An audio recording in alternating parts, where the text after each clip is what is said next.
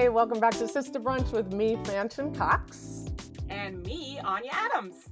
Sister Brunch is a podcast about Black women plus striving and thriving in media, entertainment, and the arts. And we cannot wait to share more stories with you over the next few weeks. We are so excited to bring you an update on a friend of the podcast and now two-time guest, Kelly Edwards. Woo-hoo! Kelly was formerly the Senior Vice President at HBO for 7 long years. She's recently transitioned into a 2-year first look television writing deal at HBO, where she's going to develop a slate of projects under her Edwardian Pictures banner. Whoop, whoop. Fancy. Her book, The Executive Chair, that's right, she was an exec. Now she has a 2-look deal. And then she wrote a book called The Executive Chair, A Writer's Guide to TV Development, debuted as an instant Amazon bestseller. She is currently writing for the Fox drama Our Kind of People, and she splits her time between Los Angeles and Missoula, Montana, which is a lovely city. It is a lot. Apparently it is. Someday we're going to get there. And I got to say this, and it's not because she's a friend of Sister Brunch, and it's not, because I want her to hire me someday or work with her. For real, y'all, this book, it's for writers. It says it's for writers. I needed this book. Every executive I've ever met, especially in development, needs this book. So anybody who wants to be in the industry, y'all should get this book. We are so glad to catch up with you, Kelly Edwards. Welcome. Thank you for having me. Thank you for having me back. I'm excited. Yeah, very glad to have you. This is amazing. We're not going to pat ourselves on the backs too much. I mean, we will say that the last time you were here, you were talking about your dreams. And then suddenly after your appearance on Sister Brunch, all your dreams started to come true. So Fanchon, are we dream makers? What? I think we might be dream makers over here. I owe it all to you. Thank you. Somebody finally said it. And so Kelly, for real, talk to us about, because at that time, I think you might have still been at HBO or you were just about to leave, and you were talking about this dream of being a screenwriter and how you were kind of finally saying that to the world. And you had done Sundance, I think, and talking about just what an incredible experience that was. So walk us through everything that's happened since. We want to know. Sure. Yeah, I do think it's interesting how much a year makes, a tremendous amount of difference. Yeah. And it does feel like it just happened so quickly. I feel like I was shot out of a cannon. And yet at the same time, it also feels like this was 30 years coming. So it's, in some ways, it feels like it was the culmination of a lot of work along the way. But once the pieces were in place, it happened pretty rapidly. So yeah, I do think the last time I was with you, I was probably just completing my MFA, I think, from Emerson. You were, yes. Yeah, so it was the last couple months of that, which was a fantastic experience. Some people have asked me, is it worth it going to get your advanced degree? And I went to get it because I wanted to make sure that I had no barriers if I wanted to teach. So I wanted to make sure that I eliminated that. And HBO was paying for it, so there was no better. That's a sweet deal right there. Yeah. Yes. But I was winding that down, writing some material, and I had just finished Sundance, which had taken place in the end of 2019. And that really sealed the deal for me. I knew exactly what I wanted to do once I had done that program. And there was absolutely no question. And when at the top of 2020, I was asked to re-up at HBO for another few years with a huge salary bump and a much bigger scope to work over, I did not hesitate, and I just said no. And because I was very, very secure. I knew exactly what I wanted to do. And I knew also that by that point, I could do the job at HBO in my sleep. It was, by that time, very by rote. I loved the opportunity to launch people's careers, and that was the thing that kept me, because I love those people. And every time we discovered some new talent, it was something that was sort of unexpected. And there's something very, very exciting about that. But at the same time, personally, I was feeling like I was dying a little inside every day. The idea of getting up every day to go do that, for me, was, the sheen was wearing off. And I knew that I have this sort of 6-year cycle anyway, where I want to learn a new trick. Every 6 years, if you look at my resume, every 6 years I've done something very wildly different. Wow, that's so and cool. So, yeah, my mom, it scares my mom like crazy. She's like, "Oh my God, is she gonna work again?" I'm but I like, do tell her to talk okay. to Gen Z. They don't believe in work at all. So Right, exactly. Oh, Right. but we still So want you to listen to the podcast, guys. yes, please. Yes, there are valuable lessons here. you got to I follow the love it. passion though. Yeah. So Yeah. when I saw you guys last, it was at that place where I had made the decision to jump off the edge of the whatever lifeboat bridge, whatever, and give up a hugely lucrative career where I Mhm. really had there was no oversight. I had so Yes. much autonomy, and it was Wow. a great gig, but at the same time I knew that I had more to contribute to the universe. And I ended up taking this deal. It's a 2-year first look deal that they offered me, and by July 16th I was done. And that was my last, I think my last day. I Amazing. think July Wow. 17th may have been my first day as a free woman. And of course I went into panic mode because I thought, "Oh my Yeah. God, what have I done?" No longer am I like Yeah. my health insurance was going to run out in 2 weeks, and it was just Oh, all I that. was freaking out a little bit. But at the same time, at the very end, somewhere early July, I had been introduced to somebody who had written a book and recommended that I talk to her publisher about writing a book for myself. And I got a call really, really quickly, maybe 48 hours after she says, "Hey, you've got a book in you." I had this call from the publisher, and he said, "Hey, I'd love you to consider writing a book about the business from the executive side." And I did a sample chapter in a week. I did a table of contents, and literally a week after I left HBO, I had a book deal. Oh my Yes. gosh. I've often sort of likened Yes. it It's to, amazing.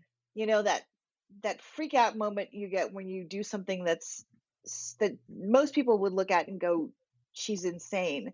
To Right. then the universe kind of catching me and saying, "It's going to be okay." Listen, it didn't just say it's gonna be okay. It was like, you just did the right thing. We've been waiting Right. for you, You're in the bitch. right Like, space. why Right. did it Yeah. take you so long? Because then it was like, Yes. here's all the riches that come with that. Kelly, let me ask you something real quick because I think you talk about this in the book, which again, that's the way you kind of have all this information in front of you. But when you say overall deal, can you talk about what that means versus, let's say, because in the best of ways now, like all kinds of black folks, like Megan the Stallion just got, or Megan the Stallion, sorry, Right. Yeah. just got to deal The with them. What do right. these different deals mean, and what does yours mean and look like for you? Sure. And I think this is a really important conversation piece because not of people are having this conversation. And we Yeah. need to, particularly as people of color, because we have been left out of the conversation.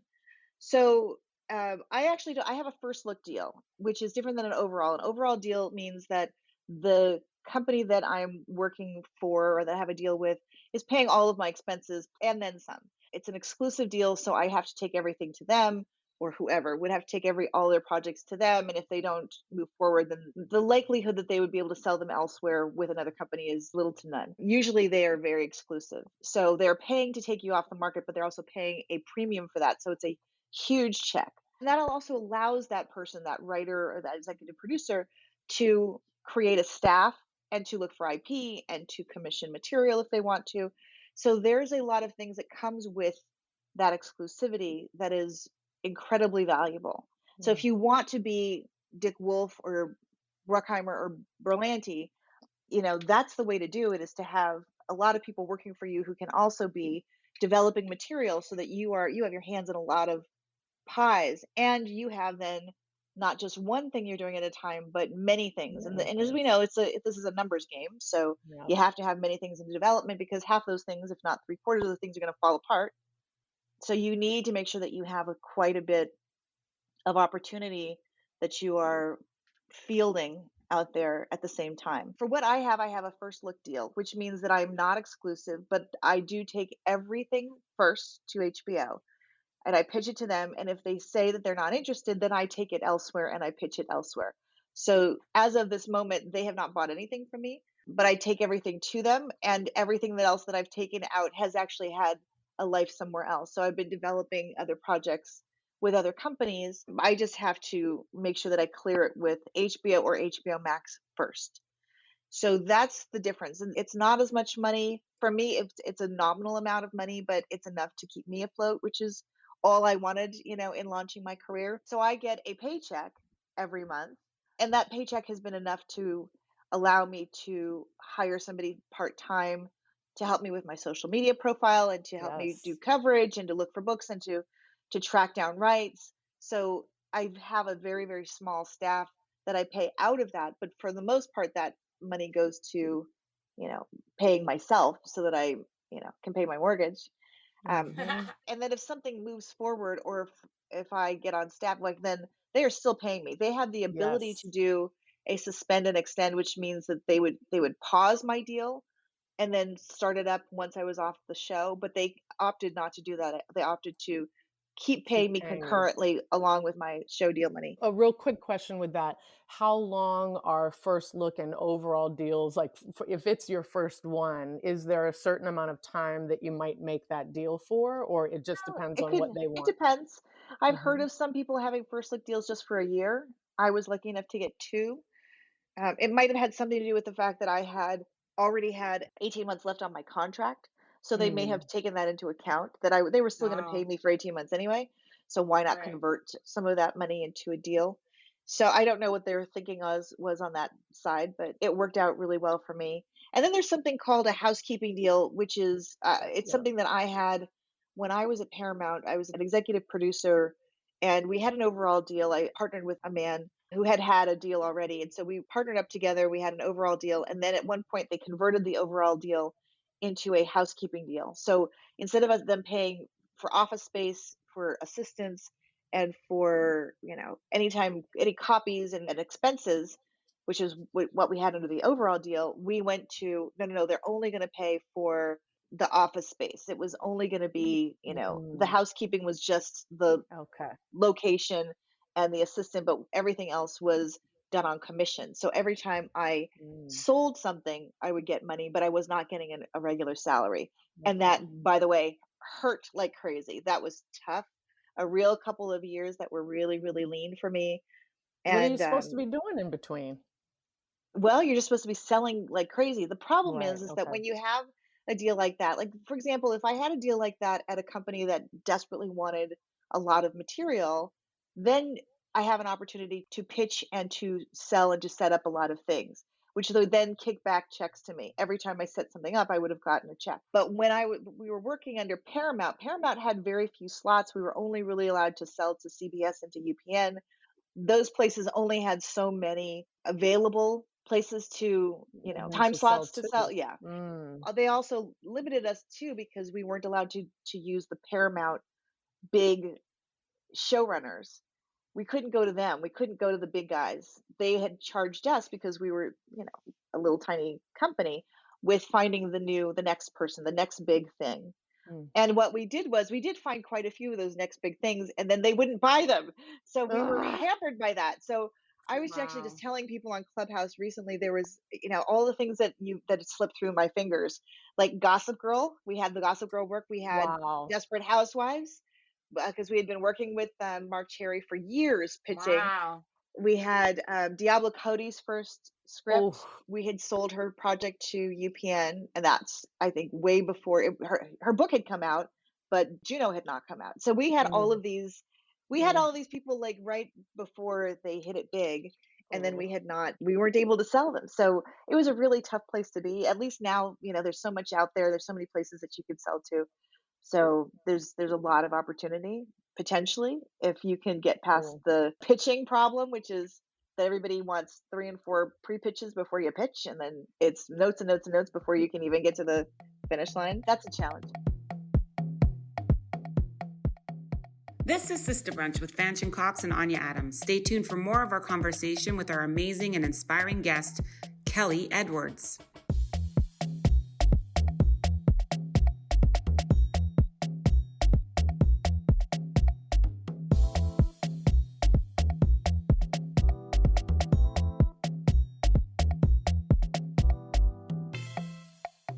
Hey, we're back. Check out more of our conversation on breaking into the industry with Kelly Edwards.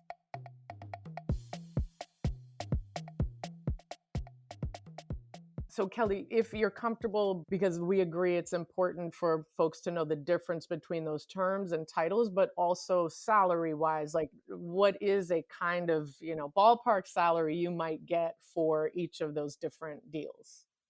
For me, my salary for if I sell something is pre-negotiated. Mhm. And so there's a number that so I don't have to go in and make another deal for that happened at the beginning deal making at that point. So I would say for, overall deals are in the millions. Typically there can be very high, high numbers. So all the ones that I've heard of have been upwards of $1 million because you are taking a person off the market, and those people For like a usually year? for yeah, it could be a Couple year, could years, a be year? yeah, Wow. yeah. Okay. But I think I need it's to get one of also those. it's also those people who they're going after for those overall deals are Well pretty high. established. Yeah. Yeah, exactly. Those are people Mhm. whose names mean something out there, and Yeah. Yeah. that's the premium that you're paying for that. And I'm saying a million is the baseline usually because those are people who either are talent, or they are executive producers who've had a track record. For a housekeeping deal, like I said before, we were only getting paid when we sold something. And this is back maybe 15 years ago. So when we were selling something, we would get a check for about $10,000 and we would split it either 50-50 or whoever brought it in. If depending on how the manpower worked out, it was either if I brought it in, I got, you know, 2/3 or whatever, and he got a third, or if he brought it in. So it was a different kind of structure that we made a deal between ourselves. But that's $10,000 is not that much when you're only selling 6 or 7 things a year, and then you're splitting it. It's really Yeah. hard. Right. So, and then for a first look deal, I think those also vary as well. And I've heard that people have had very large, hefty sums for a first look deal down to pretty nominal. Mine is fairly nominal, and it's mine is only 150,000 a year. So, and by the way, I have no problem with telling anybody what I make. I've never I've Awesome. anytime anybody's ever asked me, I've always been very, very That's so upfront. good because that's another thing we should share so that when we Sure. go to negotiate something like this, We we know know. where to start. Yep. Yeah. Oh yeah, yeah. Awesome. And let me back up and say what I walked away from at HBO was high 300s. Ay! Uh Somewhere in Wow. the high two, well, I'll say high 200s to maybe mid 300s with the bonus and all of that, right? And stock options. So I walked Wow. away from all Damn. that. Okay. And remember, then I was asked to take a bigger job for a lot more than that. Right. Right. But it really wasn't enough to feed my soul. And I know that if push came to Yes. shove, I could always walk back into a job like that. It's Mm. not the end of the road by any stretch of the imagination if I don't want it to be the end of the road. It's really So that's important what you're saying about not making choices just for money. I mean, I think it's easy Yes. to get in this industry and start doing that, but you really have to follow your heart. I think, obviously you need to make money to live, but, if you start making choices only for money, it can get pretty soul crushing. Oh, yeah, yeah, yeah. I do feel as though I made the absolute right decision. And what's crazy about it is, who knows if the book's going to make any money? I don't know. I didn't do it to make any money off of that. I haven't seen a dime Yeah. out of that, really. But this overall deal, this first look deal, combined with the money that I made on the show, which is a staff Yes. writer, Yeah. Yes. it's about $4,500 a week, but it comes to Nice. about 130K, something like that, for 20 weeks. Mhm. Something what I don't know, something like that. Whatever it was, it's enough that to combined, it pretty much You takes got me what back you to were where gonna yeah, yes. yeah. So I yeah, I love Yeah. it. have 2 jobs, And you but keep your deal with HBO throughout it, right? You keep that's as you correct. said, Yeah. which again, just knowing these numbers, know because Black women, we don't know where that number starts. You know what I'm saying? So like Sure. we don't even know to calculate what our lives would be like to live that way, or or again, what to ask our representative to negotiate for. So that Exactly. I'm so grateful for that. It's That's also awesome. interesting to say that you have multiple streams of income as well, which is Right. something I think people don't think about. Like it's not like you just I am the director and I'm the writer, but like you have all these projects happening which are generating different types of income that build up to something, which is also something you Yes. can do in this industry. And I haven't even explored the idea of how to monetize after that, especially on the book. People have said, Mm. "Hey, do you do consulting?" And I'm like, No, not really, but I could."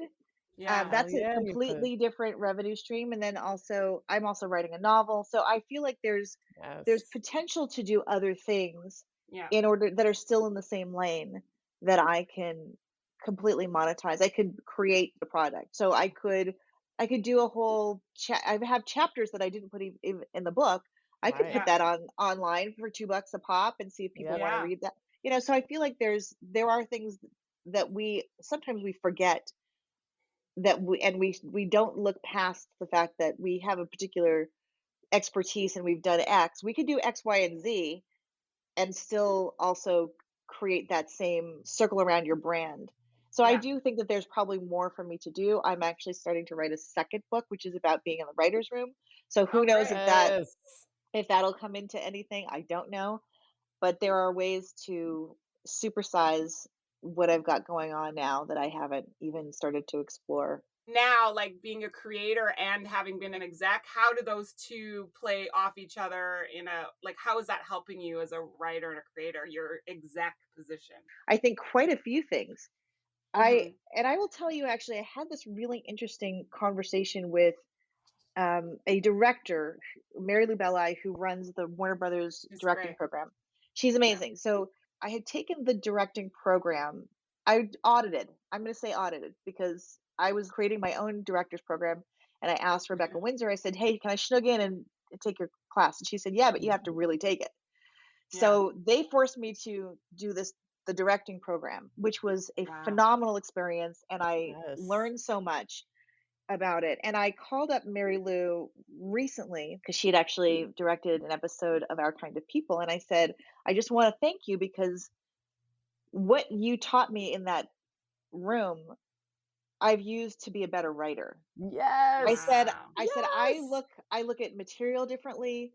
I Yeah. look at, how do you simplify? How do you talk to actors? How do you make sure that the intention is clear? I said all of those things I have, just even knowing the shots and how to compose a shot and how to make something simple in the writing so that Mm, it translates for the director. And I said I just want to thank you because I feel like I've become a better writer mm. just That's by so taking the awesome. directing class.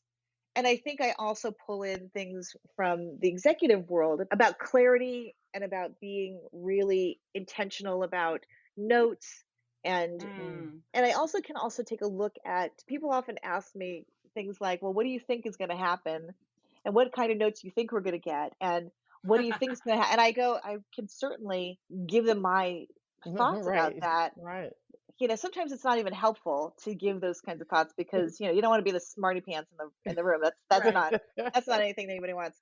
But there are things where I could see from the table read that certain Mm, actors really popped with other actors, and I said, I think we're going to probably be writing towards that, and then we Yeah. started to write towards that. mm. So there are things like that where I can maybe look at a long game a little bit Nice. differently than maybe other writers. But I happen to have the most extraordinary experience in this writer's room. They are the loveliest, most supportive people, and Oh, I that's so wish Yes. great. everyone I wish everyone could have this kind of experience. I've heard of horror stories where people Right. are bullied mercilessly and they are not supported and nurtured. Yeah. And I had a moment where I was working on a scene because they allow us to, if we're baby writers, we get to write a scene or here or two. And I ended up getting a chance to write an entire act for an Wow. episode, Oh, and shucks. I sent it in, and I got a call a half hour later from the executive producer who was overseeing that particular script. And he said, "Hey, just wanted to let you know you did a great job." And Oh my I gosh. thought, first of all, as an executive, you long to hear someone say, pat you on the Right? head and go, "Hey, you did a good job." And Aw. nobody ever does that. You never get that. Yeah. Oh, No, they do that in your paycheck every once a year, but they don't Right. go out of their way to say, "Hey, great job." And Yeah. mm, I desperately need that as a human being. I long for someone to Yeah. just tell me, "Hey, you did good job," or "You wrote something really good." And I'm like a little infant in that way. And he called no, me and he just Kelly, told me, everybody's that way. Everybody, let's be yes, clear. Everybody right. needs that. It's just We that don't we Yeah. always like get to this admit tough it. exterior and be like, Yes. I don't need that. Yes, you do. Well, Yeah.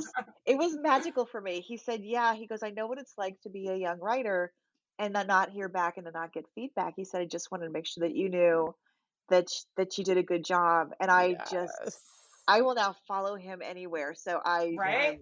yeah, Mm, I'm just overjoyed. But I do feel like That's that I've cool. also learned a lot as an executive about management and about leadership, and Yeah. I've taken all of that to this. And I had the luxury of sitting on set for 6 months and I was the writer on set really, and there 2 other writers were able to come down to set, but, we were in the middle of COVID and, people didn't wanna, have too much upset and things like that on the set, so I got a chance to really sit there and utilize all of those skills Mm. that I learned as an executive and took them because, I had been on set before, Yeah. sitting in that seat, but I'd never really sat there from first call down to, you know, Amazing. down to wrap for the day. It's a long That's day, a long day. but a crew is a family in so many ways, and I felt like one of the family. So I'm very fortunate. Hey, it's Fanchon, and you're listening to Sister Brunch. We'll be right back. And if you haven't already, follow us on Twitter. Why not? At Sister Brunch, Instagram at Sister Brunch Podcast, and Facebook at facebook.com/Sister Brunch Podcast. You can leave us a comment, slide in our DMs, and share your own views and news with us. We want to celebrate all your hard work with you. Kelly, you should tell us about the book. Like, give us a trailer version so we know. Well, I would say that the reason I wrote this book was really to make sure that everyone knows that the doors are open in Hollywood, and that Yeah. without new content, without new blood, without new ideas, without new bodies, we die on the vine. So we need to make sure Yes. that everybody knows that, if you have this dream and you really are committed to this dream, that there is a place for you. And, I do say that sometimes those dreams don't always look like what you envision. Sometimes they take a little detour. For certainly Yeah. mine did. Took a very big detour, and then I ended up back in the place that I thought I should be in the first place. But the idea is this book was created to be encouraging, to hopefully inspire people to want to live out their dream.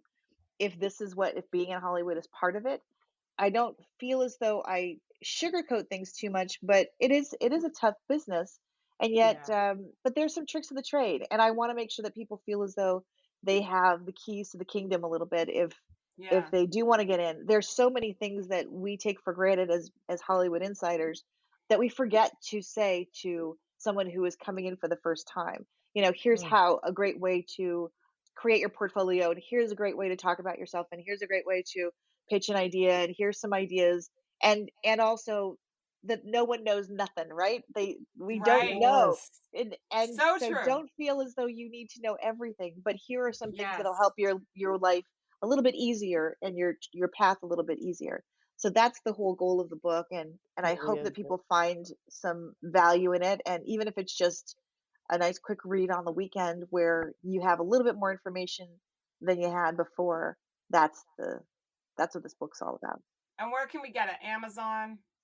Yeah, you can get it at Amazon. I believe it's in Barnes and Noble. It's in a lot of Wow. independent booksellers. Great. And She's and I'm number gonna one be on arts and entertainment on Amazon. She's woo! killing it. She's All killing right. All it. And right. the audio version of this should be out somewhere in February or March. Nice. Did you do it? I'm gonna do it. Yes. Oh, Yeah. that's so cool. So So you can good.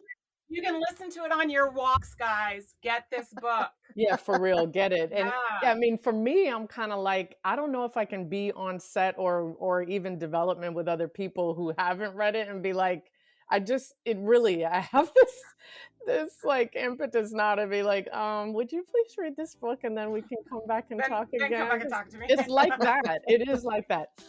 Thank you, Kelly Thank you, Edwards. Kelly, for coming Thanks for back. coming back. Thank you for Yeah. having me.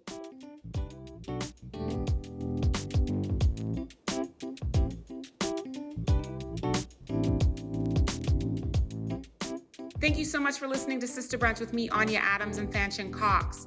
That was our conversation with Kelly Edwards. Visit sisterbrunch.com to find out more about her and how to support her upcoming projects. Hey, follow us. Why not? Like let's all exchange some tweets and stuff and some Instagram profiles and pictures. Follow us on Instagram at Sister Brunch Podcast. We're also on Twitter at Sister Brunch and on Facebook at facebook.com/Sister Brunch Podcast. If you've got questions, ask a question in our Ask Sister Brunch segment. Visit sisterbrunch.com to fill out our questions form, and we might just ask the question on the air. Also, sign up for our monthly newsletter. You can get job tips, viewing recommendations, and lots more. And also, don't forget to subscribe, rate, and review our show on iTunes. Your support is so important to us. Our senior producer is Sonata Lee Narcisse. Our show producer is Brittany Turner. Our executive producer is Cristobal and Cia Boade. And we'd like to acknowledge that the land we record our podcast on is the original land of the Tongva people for those of us in Los Angeles. Can't wait to see you next time. Take care, everyone.